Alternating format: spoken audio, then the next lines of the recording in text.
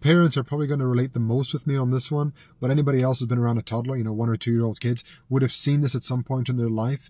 And I'll give an example. I'll paint out a scenario here to get my message across. Essentially, as a parent, at some point you would have shouted at your kid to call them away from doing something dangerous, right? 1 or 2 year olds. So say, for example, your kid's about to touch a hot iron or go near a swimming pool. Your natural reaction as a parent is to stop them until you get there, to remove them and move them somewhere else that's more safe. So you'd shout, it's like, hey, and they get worried, they start panicking, and then their natural reaction is to start crying, which is understandable because they're scared and they think they're in trouble.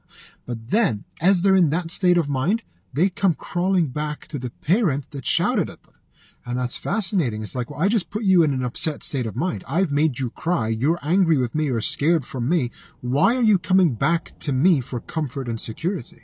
And you find this exact parable, subhanAllah, in the Quran, in Surah Al-Dhariyat, chapter 51, where there's a messenger who's warning his people. And in that warning, the message says, in the verse, he says, فَفِرُّوا إِلَى اللَّهِ إِنِّي لَكُم مِّنْهُ نَذِيرٌ مُبِينٌ.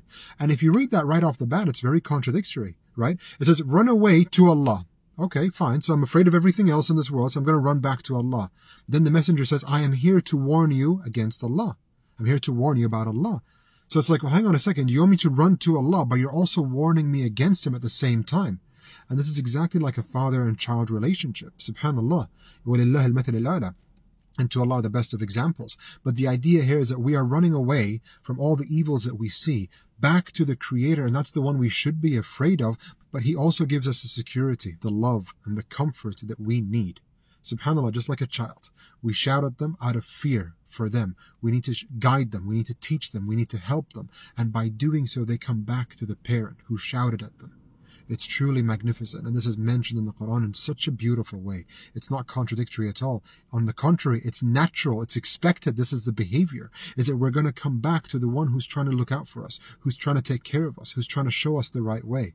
May Allah grant us the understanding of the Quran, and may Allah bless all the parents and those who are married. May Allah bless you with beautiful children. Barakallah feekum. Take care. Salam alaikum.